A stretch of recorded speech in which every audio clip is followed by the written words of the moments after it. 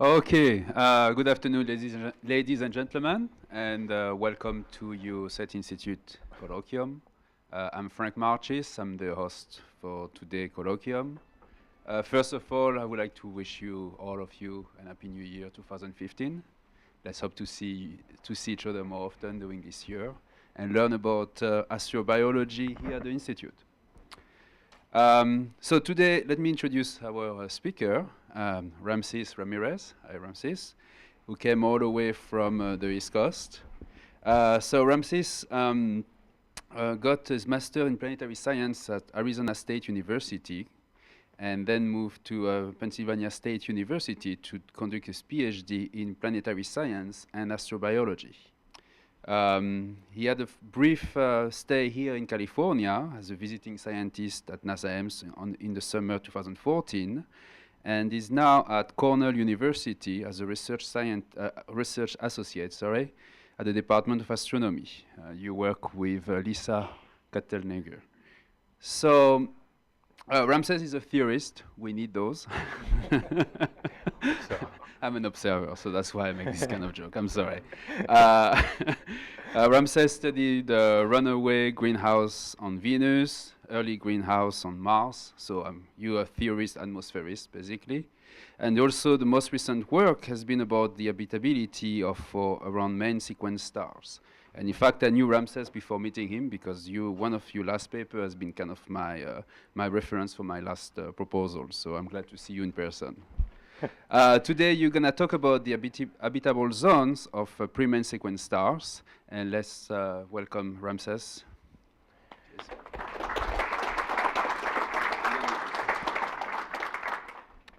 Thank you for having me, and thank you, Frank, for having invited me between you and Adrian and SETI. Just a big thanks to SETI for bringing me here. I'd love to talk to you about the work I've been doing here as a member of the Institute for Pale Blue Dots. So as been stated, I'm going to be talking about the Hamills Zones of PreMain Sequence stars, and I'll kind of work my way through this. But first, a bit of an outline of the talk will be I'll give a bit of a background of the requirements for life, and then using those requirements for life to be able to determine then the definition of liquid water Hamills zone and what that really is. And then I use my updated 1D climate model to be able to do these calculations for the liquid water Hamills zone. And then using that model, we've done various studies, and others as well have done similar studies using similar models, both in 1D and 3D, to determine what the Hamills zone is for both the main sequence and post-main sequence even. Most studies have been of the main sequence Hamills zone, which is the most popular, and we evolved life during the main sequence, but there has been some talk of possibly life evolving in other stellar periods, like the post-main sequence, and we'll get to that, and the focus of my talk will be on the pre-main sequence Hamills zone. It's a little bit tough there. And, but there's some other concerns with the pre-main sequence Hamills zone that I'll get into in a minute. There's some challenges there with water loss, observability, detectability of planets and other infant Earths, as we called in my recent press release, and some conclusions. Now, so for the first requirement for life really is that we think we really need a liquid solid surface. And I think many of you have read Carl Sagan's book Cosmos, right? He kind of envisioned a scenario in which, on Jupiter, there could be these jellyfish-like beings just living, just residing, just happily up in the upper parts of the atmosphere. And it's a great idea, and actually it's wonderful. You can think, that there could be life like that on other planets, but then it's hard to envision, with all these convective updrafts and downdrafts and motion in an atmosphere, just how life would have been able to have evolved in such conditions. So, we think that it's more than likely that you really need a solid surface, whether it's an ocean or rocky surface, but some sort of stable interface with temperature and pressure, be able to initiate life and evolve it. So that's kind of what we assume in our analysis, that you have a rocky planet, not a gas planet, with some sort of surface, like the Earth, in which case, as we know that the other requirement for life as we know it is liquid water. And in fact, life on Earth is carbon-based, and with everything that comes with it, the DNA, RNA, proteins, all requires the presence of liquid water. This is not because we're prejudiced against other sorts of life, silicate life forms, life that might be using methane as the main liquid solvent, but it's just that we only know one data point in the whole universe, n equals 1, in which life is known to have evolved and thrived, and that's Earth. And so be able to, as a first step, we want to go with something that we are already very familiar with as we go on for the search for other planets. And then as we find planets like Earth with water, there could be that might broaden our horizons enough to be able to detect more esoteric or more exotic life. But for now, it's just easier to assume that liquid water is what you need for now, until we learn more about how life works. Now, there's another kind of angle to this point, though. Okay, let's say you do need liquid water for life, but you're trying to detect these things. So you're going to really be looking for atmospheric biosignatures of some point. Now, that's hard for a planet like Europa, for instance. It's kind of shielded. There's no atmosphere there. There's just a big, thick ice layer, and underneath that ice layer, there's a big ocean of water.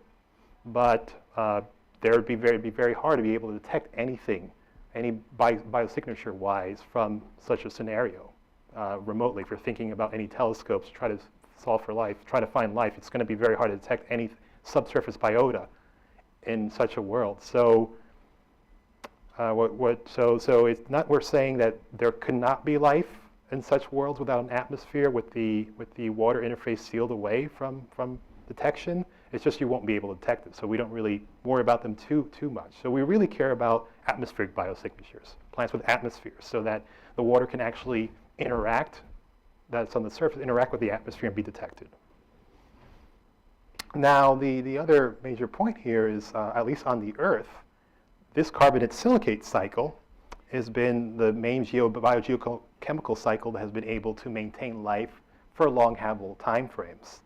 And so this is the idea that CO2 comes out of volcanoes, and that warms up the atmosphere. But if it gets too warm, you start to get more rain, and that rain draws it down, so that now that CO2 that's building up is starting to come down. So there's some sort of balance between CO2 output from volcanism, for instance, and being drawn down by rain. And on a planet like the Earth, that's what's kept us nice and warm over long time frames. But it's also important because if a planet is cooling down, if you're taking a planet and just taking it farther and farther away from its star slightly, in order to keep that planet habitable above 273 K, or the freezing point of water, you really need to build more and more CO2 up to keep it habitable. And that's exactly what happens, because if you make your planet colder, rain won't be as efficient, so CO2 should be able to build up. So that's the expectation from this hypothesis, that atmospheric CO2 acts as a feedback to keep a planet habitable if the temperature starts to drop down. And that'll be an important point for my next slide, which is, voila, the liquid water habitable zone. And this is just really the region around a star in which liquid water can remain stable in liquid on the surface.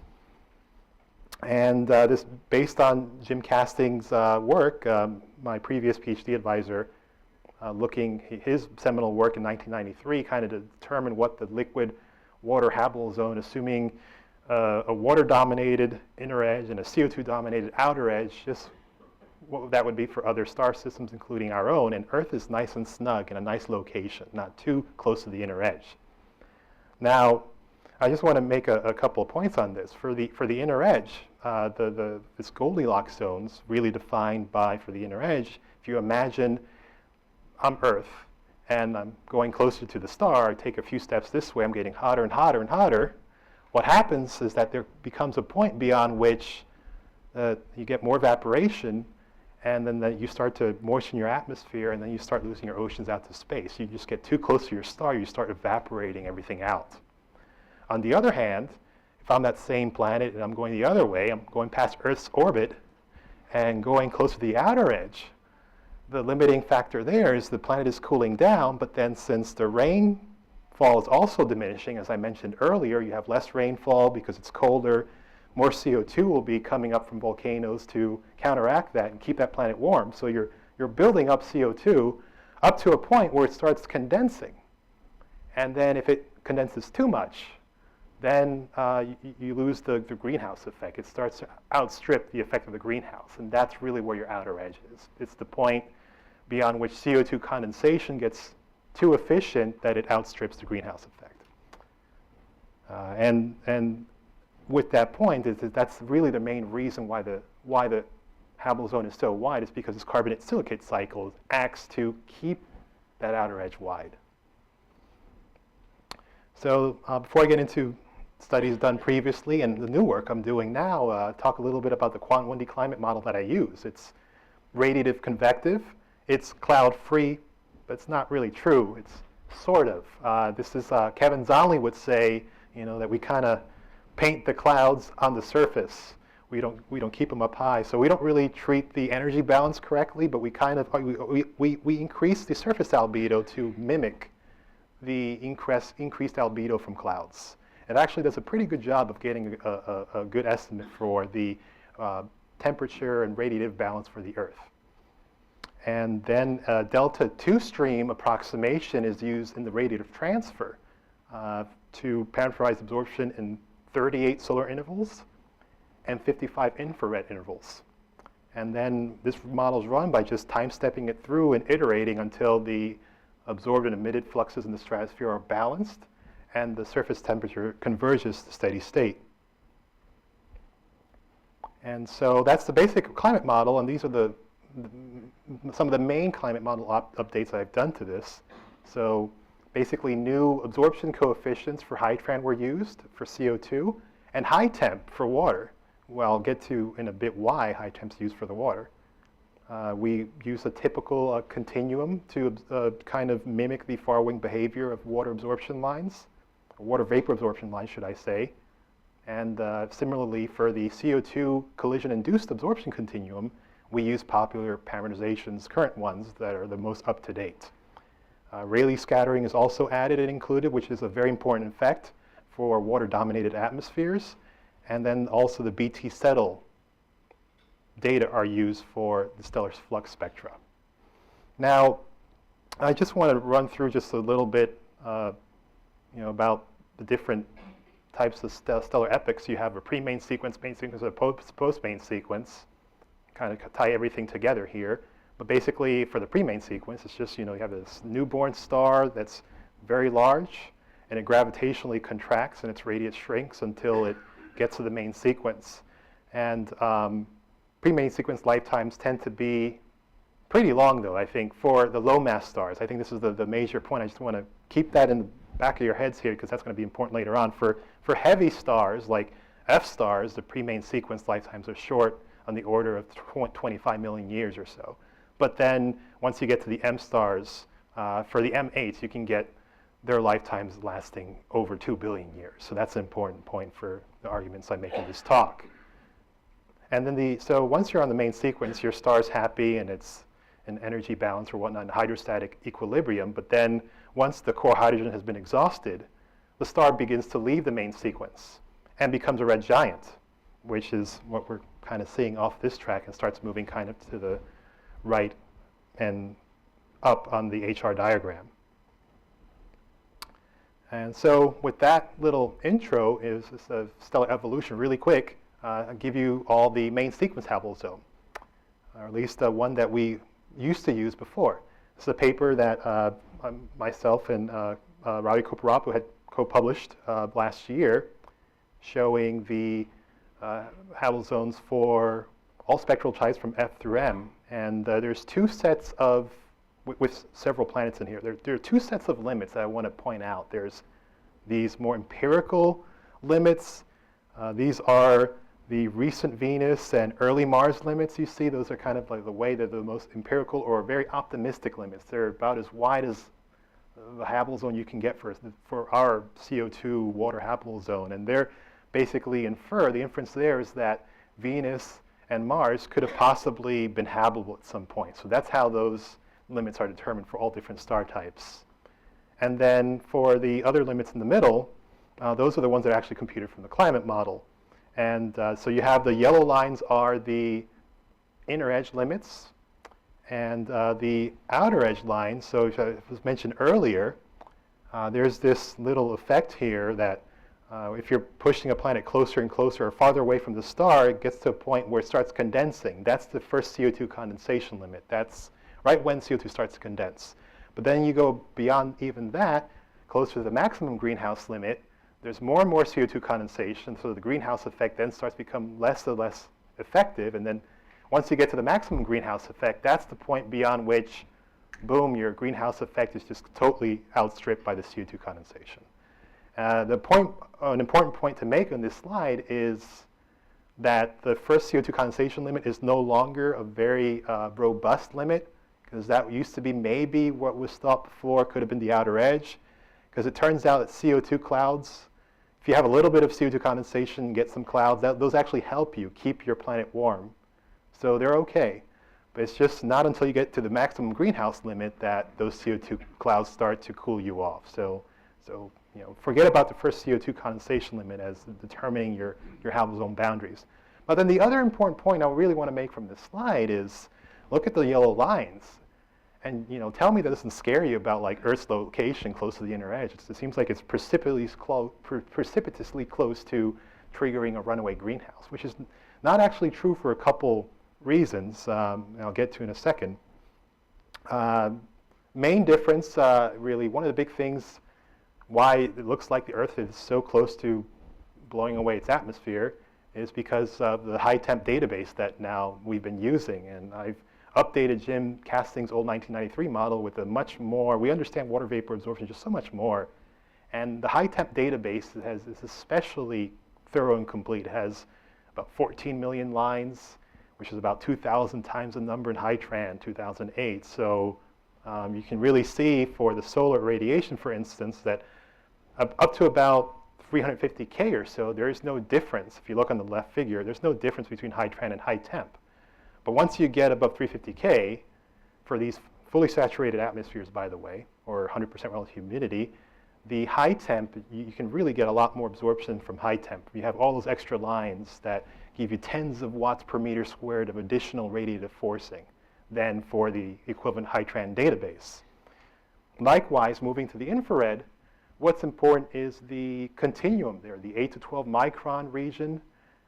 For water, it doesn't absorb, water vapor doesn't absorb that well in the present day Earth atmosphere, but at high enough temperatures, above 300K or so, there's a big difference. If you don't include that 8 to 12 micron absorption, you're going to be underestimating water vapor absorption. So that's what the continuum is. It kind of plugs up that 8 to 12 micron window. And so the solid curve is with the continuum. You can see that the asymptotic OLR, asymptotic outgoing radiation, is about 280 watts per meter squared. And that's a good 120 or so, 100 or so watts per meter squared more absorption, including the continuum, than without it. So those are two major differences.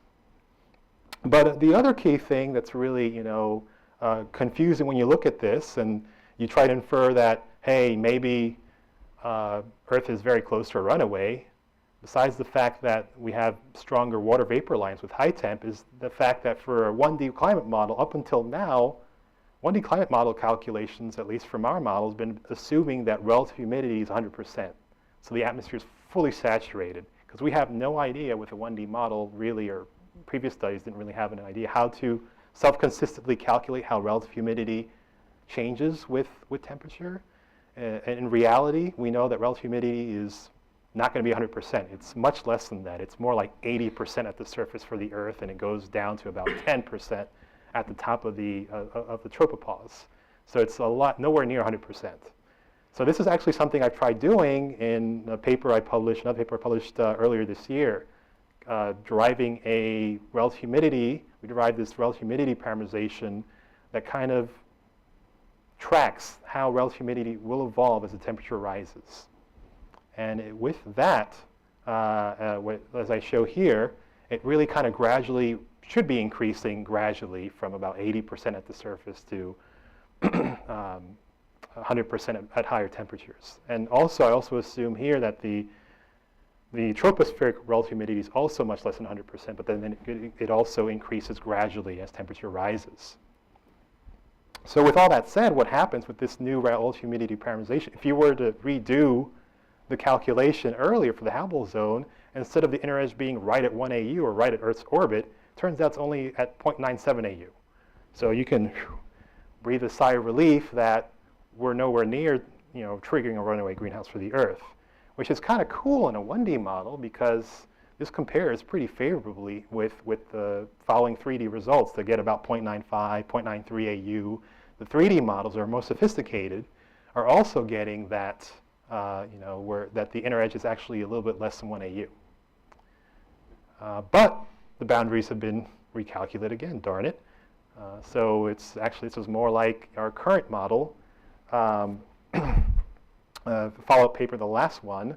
And you can see here that we've removed certain limits based on some 3D results. We decided, hey, we didn't like the fact that Earth looked like it was close to a runaway.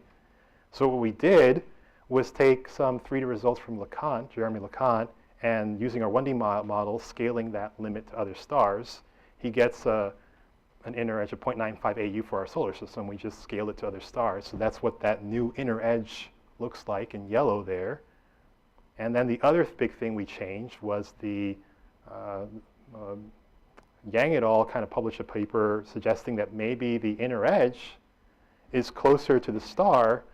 If you include the effects of rotation rate, you can imagine if a planet is very slowly rotating, you can build up clouds on the sunlit side much easier and basically reflect radiation to space much easier. And in that case, you can basically move your planet much closer to your star if you have thick clouds on the sunlit side than you would if the planet was rapidly rotating, because you wouldn't be able to build up those clouds as well. So they're arguing that you can really move the inner edge in.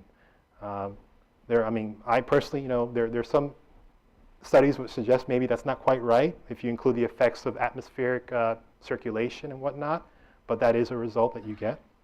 But in any case, the Habitable zone edges have changed a bit from our previous paper. So that's it for the main sequence. And I just have a few quick words about the post-main sequence before getting into the new work I'm doing.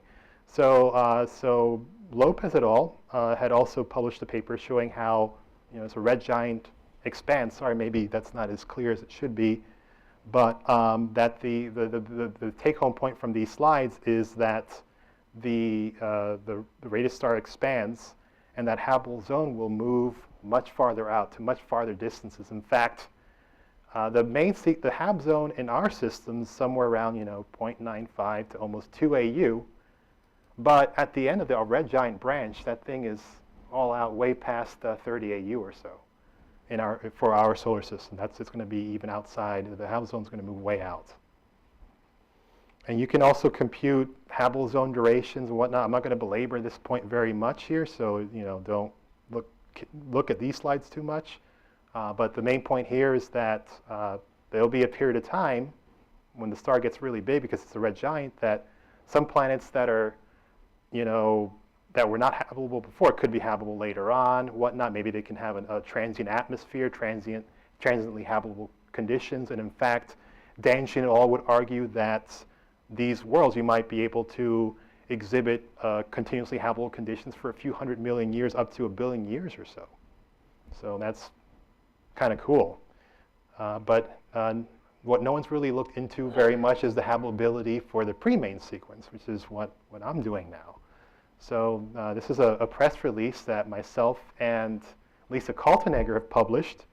And basically our argument here is that the PreMain sequence Habitable zone is going to be much farther out, because as I mentioned before at the beginning of the talk, is that PreMain sequence stars, they're much brighter and larger because they're contracting and much more luminous. So for a planet to be habitable, it needs to be much farther away.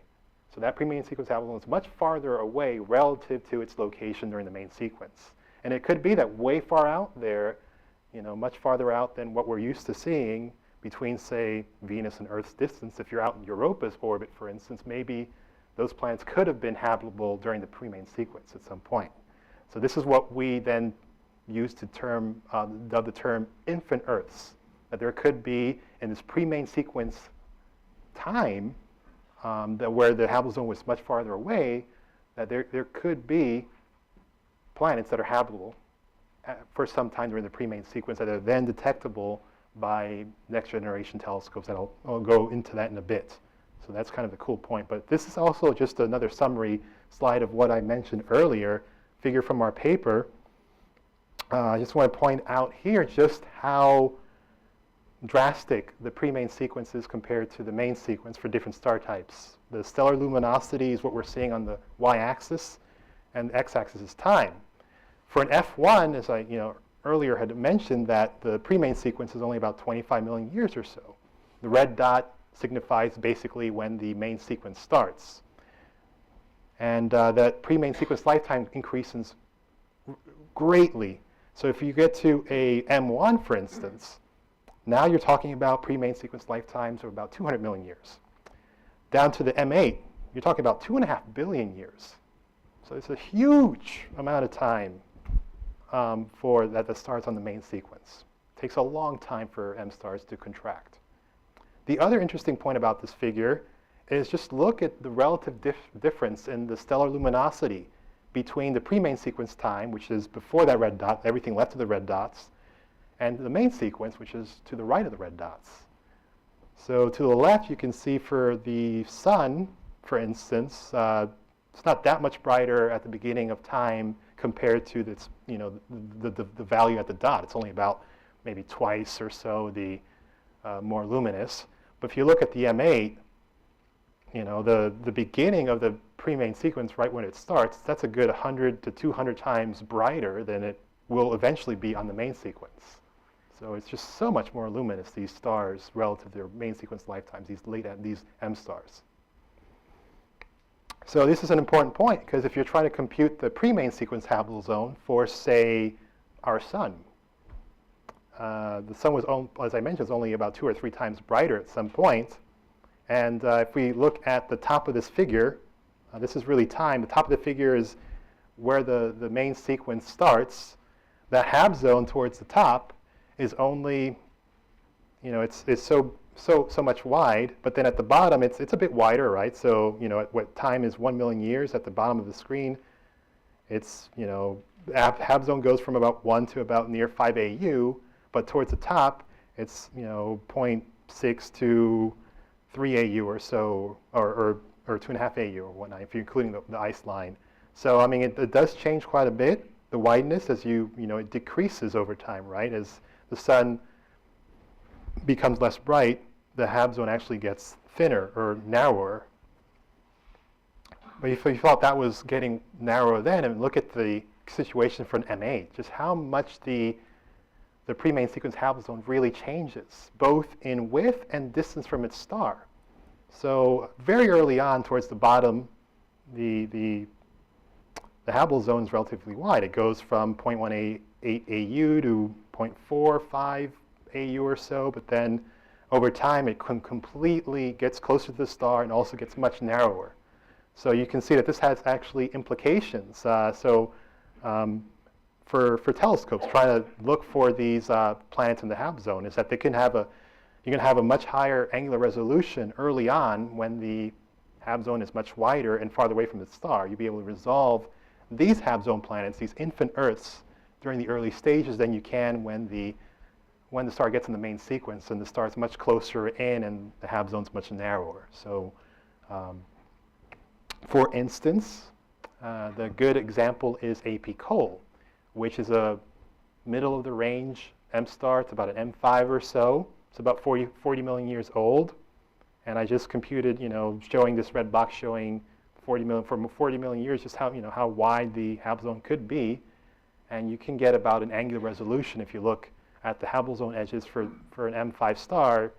They can be detected with an angular resolution of 8 to 24 milliarcseconds, which is, it seems very hard, and we can't do that maybe presently, but it's definitely within the realm of reason for next generation telescopes. The TMTs, the GMTs, the EMTs, at least from what I've been reading recently, they all seem to suggest that they'd be able to get about those numbers, be able to get to this sort of resolution of 20 milliarc seconds or even less. So they might be able to detect these types of planets around other stars in the very near future. However, sounds all really cool, but there are some challenges with this picture trying to find these infant Earths around M stars in particular. And the big issue is really water loss. So before I talk about the M star case, I just want to point out the situation in our early solar system for the sun. So this is just a plot showing the effective flux received at Venus, Earth, and Mars for our solar system over time, early on, where we'll just ignore the dashed line for a second. Just let's look at the solid black line. That's the runaway limit. And for Venus, seems like that red line is above the black line for quite some time. So there's going to be a big chunk of the early Venus lifetime where it's going to be in runaway conditions. That's what that means. And then Earth also has some time of just a tiny little chunk, right at 1.5 on the x-axis. There's a little tiny bit where it's above runaway, but mostly it's safe. Earth mostly has fluxes or receives fluxes that are below that runaway greenhouse limit. And Mars, forget, it's definitely well below it. So it seems to at least be good because it's a kind of a sanity check as to why we're here. We're not in runaway, obviously. We've been able to retain our water, so it gives me confidence that this model is at least accurately right. And this might also explain why Venus is not okay today. So just a little sidetrack note on this, but Amano et al. Have put out, I thought, a pretty cool, convincing model showing that maybe Venus may have lost its water early in our solar system, and maybe this was why. So they kind of define this transition like their own little inner edge. So type 1 planets like Earth are past the inner edge or way farther away from the inner edge. And so they'll be able to retain their oceans and water. But if you're too close to the star, inside that line, you're a type 2 planet, and you just lose your oceans and become dry. And they would argue that Venus was among those dry planets, those type 2 planets, which are just too close into their stars. And in that scenario, the water gets lost to space. So the physics behind this is really, Venus got too hot, water starts evaporating, it gets up into the atmosphere just expands a great amount beyond some point where the water that's up in the atmosphere gets so high that it gets exposed to high levels of UV radiation from the sun. And then so that breaks apart the H and OH molecules, and then the lighter H molecules, H plus, gets dragged out to space. And so you would expect then that oxygen should build up, which is not what's seen in the Venusian atmosphere. If for this model to be correct, where did the oxygen go? If Venus really lost its water to a runaway greenhouse. Amano et al. Put a convincing case that it was actually the early magma ocean that acted like a sink that dragged down that oxygen buildup. And that's why we don't see the oxygen in the atmosphere. And that could very well be why these planets, why you don't see Venus with oxygen in its atmosphere today. So it's a nice little picture that deserves further work. Now for an M8 system, the same scenario. So we just saw that Venus has some problems. If you thought Venus had problems then, a Venus equivalent around an M8 star would really have problems. So the Venus is always, the fluxes are always well above the runaway greenhouse limit for all times during the PreMain sequence. And likewise, Earth is in big trouble. It's also the runaway greenhouse is exceeded for the vast majority of time during the PreMain sequence. And Mars as well has some problems even Mars. Mars equivalent distance planet was still in trouble. So, so the argument then is that from my calculations doing this, you can actually lose up to a few hundred oceans of water under these conditions for these M8 star planets. So, this is bad because, of course, I was arguing at the beginning of the talk, these planets, the M star planets, Hamills Zone planets might be interesting because, you have a very long PreMain sequence lifetime. Their PreMain sequence Hamills Zone is wide and far away. So they might be able to be detectable, but now I'm turning it around saying, oh, wait, but the EUV fluxes would be so high that, but the thing is that these are two different points here. These are Habitable zone planets, the main sequence Habitable zone planets. My PreMain sequence Habitable zones beyond this. So we're talking about EUV fluxes that are much lower than these. These are planets that are beyond the location of Mars, so they don't run into this problem. Those planets would be perfectly habitable. It's just the normal planets that we think about that are closer in, the terrestrial planets that are much closer in, not your Europas and your Enceladus. This is what your Earth, Venus, and Mars that might run into these problems, that you can lose a lot of water because of the highly superluminous conditions early on. But even for these planets that are closer in, they might be safe after all. Jacques Lessard and Sean Raymond had argued that low disk densities in these M-dwarf Hab zone planets would be low, and so you wouldn't be able to retain volatiles or acquire volatiles very easily. But then a follow-up paper just last year, or last year actually, a few months ago, by Brad Hansen, he argues, well, based on the Kepler data, we don't think that the disk densities are as low as these previous studies have been suggesting. That actually the M-dwarf disk densities are pretty high. You can have these pretty heavy planets that are able to acquire volatiles more easily.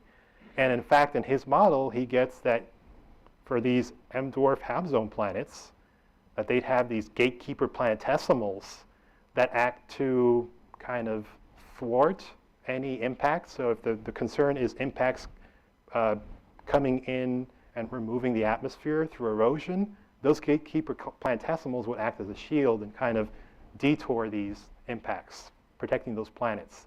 So in their model, they get that M-dwarf Habitable zone planets can actually acquire up to several hundred oceans of water. That's a lot of water to acquire. So maybe, that's not a big problem, even with the superluminous conditions.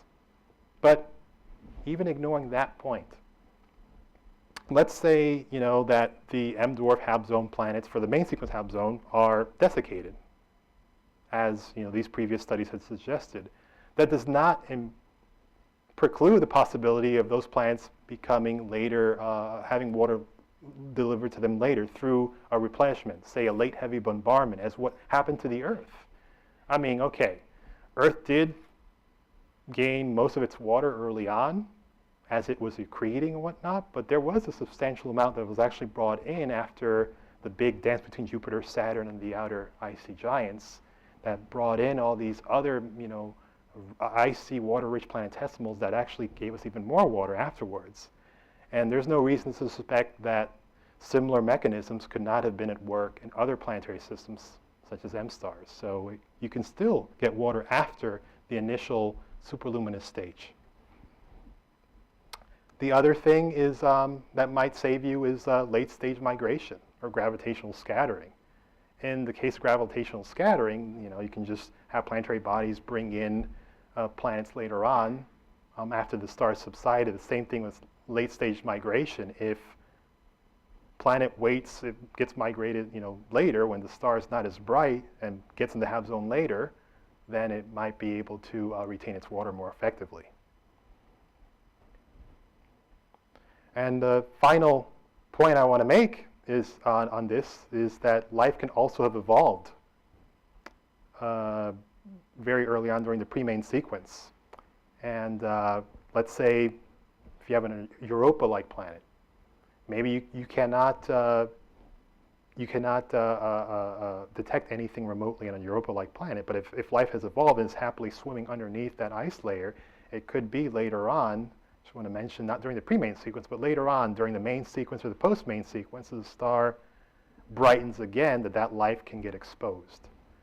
So that's just a thought process there. But these are my final conclusions, and I had great pleasure giving this talk. If you have any questions, I'd be more than glad to take them. Thank you very much.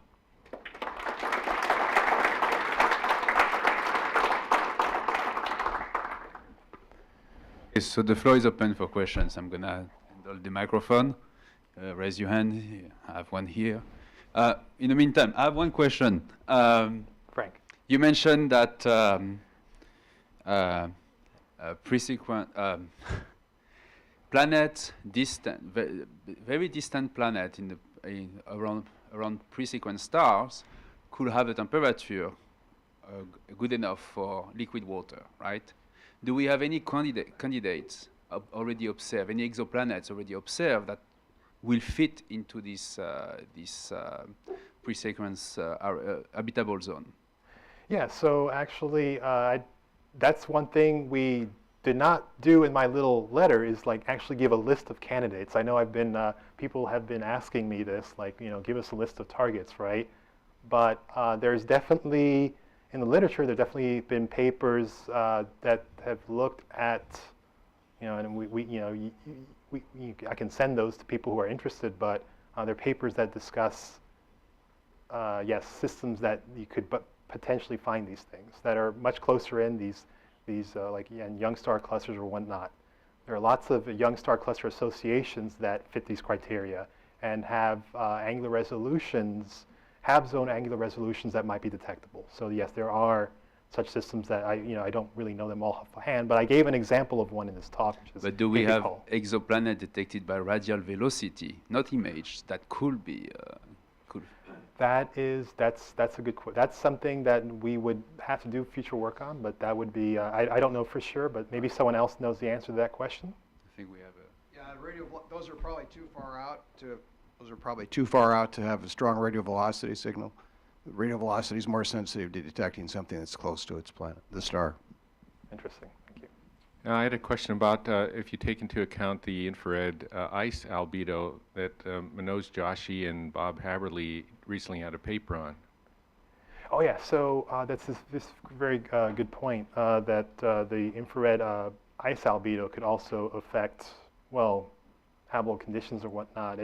That would be mostly very important on, say, for the outer edge. If you look at the outer edge and you have lots of ice cover or whatnot, it could have an effect, but I haven't really looked at that specifically. But also, if you think about the outer edge, for instance, you have a CO2-rich atmosphere that has a few bars of CO2. The surface energy balance won't have that much of an effect on the atmosphere at that point. You're just too optically thick that what's going on the surface is not going to have a big effect on the atmospheric energy balance. Yeah, one question here.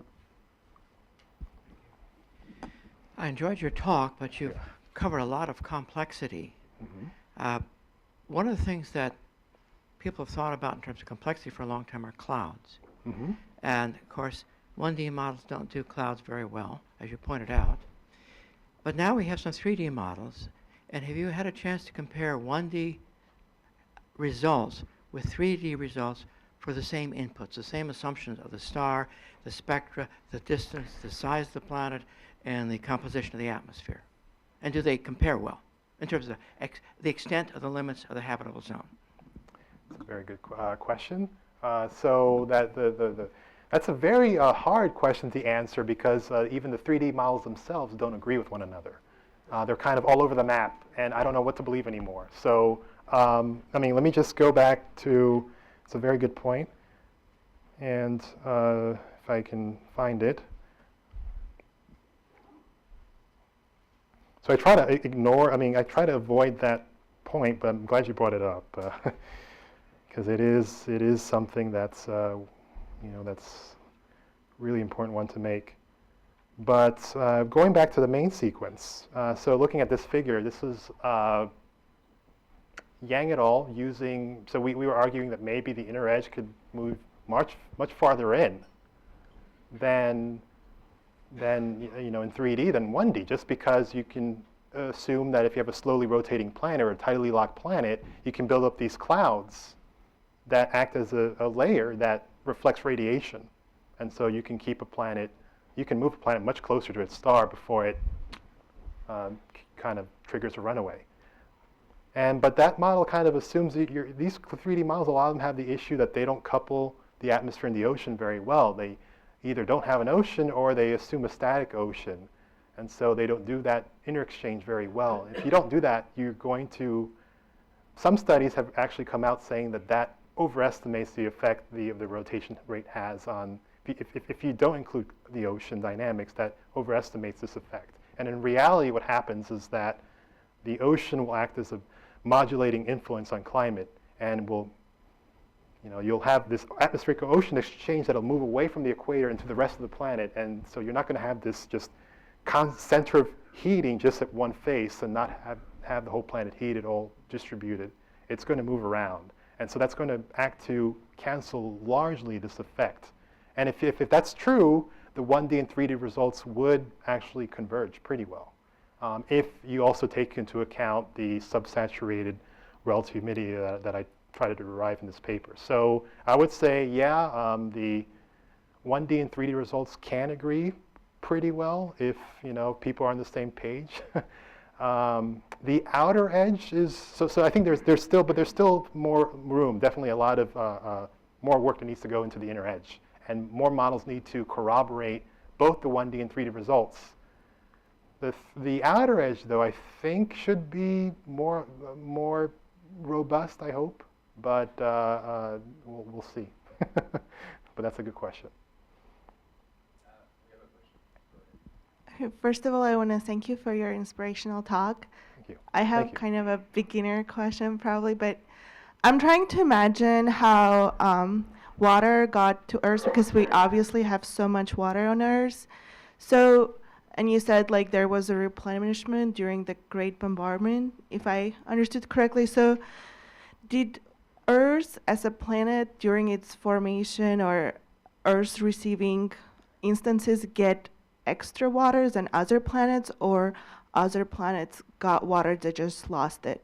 Like, why do we have so much water? That's a good question. And we actually, well, I would put, I guess, another way. There was so much water floating around hitting us. The question is, why don't we have even more? Some modelers would say that Earth actually is still pretty dry. So it's really a balance of, and I think this was another Kevin Zonley quote, don't quote me on this, but it's like, I don't know, trying to turn on a hose, a fire hose or something, and full blast and trying to collect all the water that you can in a bucket. And hold on, you might get some water left over, you might not. It's kind of stochastic, right? It's a very rigorous process. And so, I don't know, I think it depends on the dynamics of the system, and if certain things like the late heavy bombardment, if those types of events are actually how common they are, their frequency, if you expect them to occur in other star systems or not. So all these will have an effect. So we think that Earth, basically acquires some 10 or so Earth oceans. Most of that, though, is locked in the mantle instead of on the ocean. But we don't know, how common that is, or we really don't have a good answer to that. So the boundaries seem to be primarily driven by the freezing temperature of water, freezing temperature of CO2. Will they change based on the mass of the planet? Thank you. So the question is whether these things, these edges will change depending to the mass of the planet. So actually, that's another question that we sort of attempted in a paper. So I don't think I have that slide here, but yes, the mass does affect doesn't seem to affect the way we did it, the outer edge very much, because you have the competing effects of the greenhouse effect and condensation that kind of keep things different. But in the inner edge, it does have some effect. Very small. It's more like a few percent on the limits. But then even then, I just want to say that paper, I'm kind of on the fence of that one, because there's just many ways you can scale mass, and no one really knows. I'm pretty agnostic myself as to whether you can actually scale the Habitable zone with planetary mass. I think it's going to be planet dependent, and I think it's more something that planetary dynamicists, the Sean Raymonds and the Lisa Quintanas of the world, might be able to look more into that. But I don't really know. I'm not too confident on the results of that paper. But from that analysis, suggests that mass has a modest effect, a slight effect on the inner edge and nearly no effect on the outer edge. Oh, great. Wonderful. Got a couple questions related to the outer edge of the habitable zone. The first is a general one, and that is you say that the initial CO2 condensation is really not likely to be a strong limit. And therefore, you have, back in that the plot that you had up there, it's really very well defined because you have two boundaries, and the conservative and then the broad are very similar. How much do you trust on that, and what do you consider the uncertainties? For the Location of the outer edge. Okay, so I think that the outer edge, as mentioned before, is pretty robust if you're ignoring things like hydrogen or methane, which might throw another kink into where the habitable zone edges are. But if you're just concerned with the traditional CO2 water habitable zone, you can see from this plot straight off the bat that the empirical outer edge, or the early Mars limit, and the maximum greenhouse, which is computed from the climate model, there's not that big of a difference between the two. So I would say that that is robust. Now, the inner edge is a completely different story. So that red shaded region approximately is the uncertainty. So recent Venus just tells you that Venus could have had water on its surface up until about 1 billion years ago. But it doesn't. It could have been 4.5 billion years ago that it's lost its water, or 1 billion, or 3, or anywhere in between. You just don't really know. But between the red and yellow lines approximately is a huge real estate of uncertainty. And so I would say, yeah, the inner edge is very poorly constrained, especially not understanding the effects of clouds. Relative humidity also plays an effect, but clouds will be one of the biggest reasons why, it's really the biggest reason why clouds and convective schemes and whatnot are two of the biggest reasons why there's such a big uncertainty in the location of the inner edge. So I'm not particularly confident of, using the recent Venus as the inner edge, or even our computed 1D hab zone limits. I think more work will be done in this matter, and I think the 3D models also need to work a lot more in this problem to get this before we get some firm handle on the inner edge location. Now, with the small planets that are tidally locked, you were talking about the inner edge perhaps moving inward because of a lot of clouds on the star-facing hemisphere. Mm-hmm. But if you look at that plot, for the smaller stars, you can actually get not only the inner edge in tidal circularization, thank you, but for small enough stars, the outer edge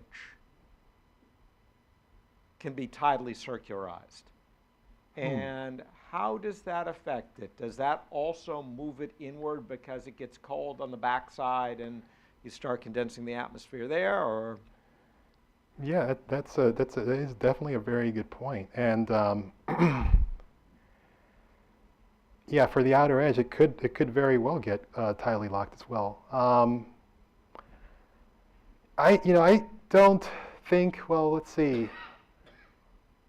Let's think about that. I would say that for the outer edge, though, the atmosphere is already pretty CO2 rich.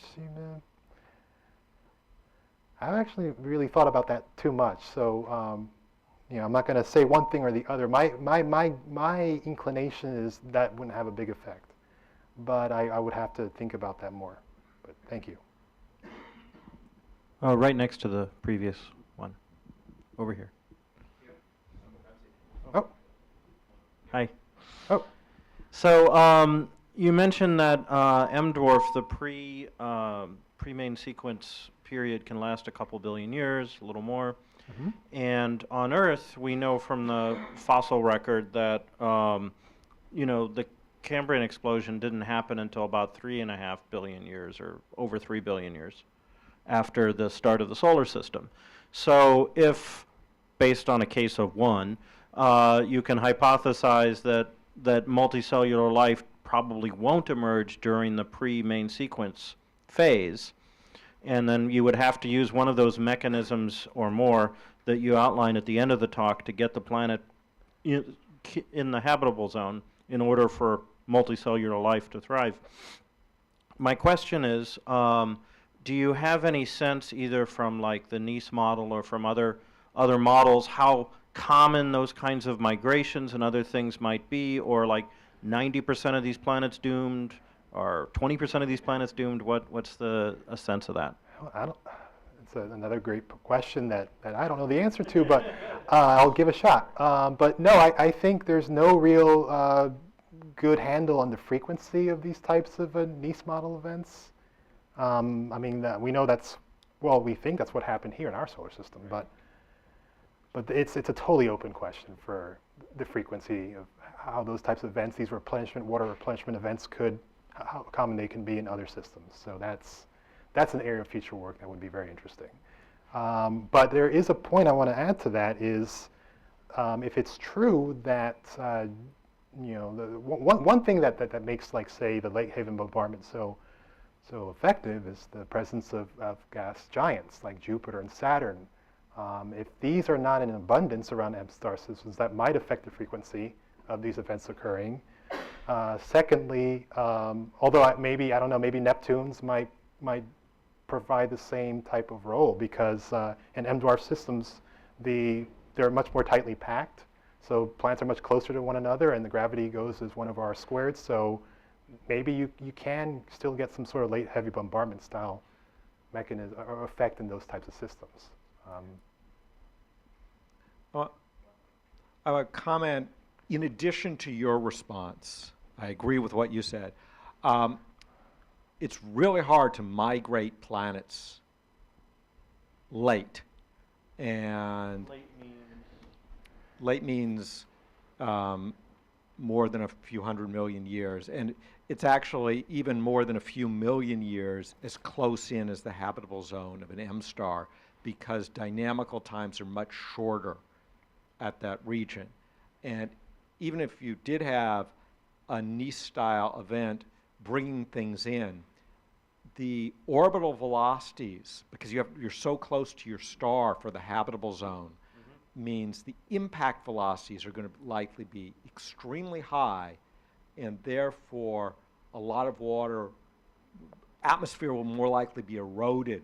Atmosphere and water will more likely be eroded than accreted in the habitable zone for these late impacts. So it would be really, it sounds pretty grim.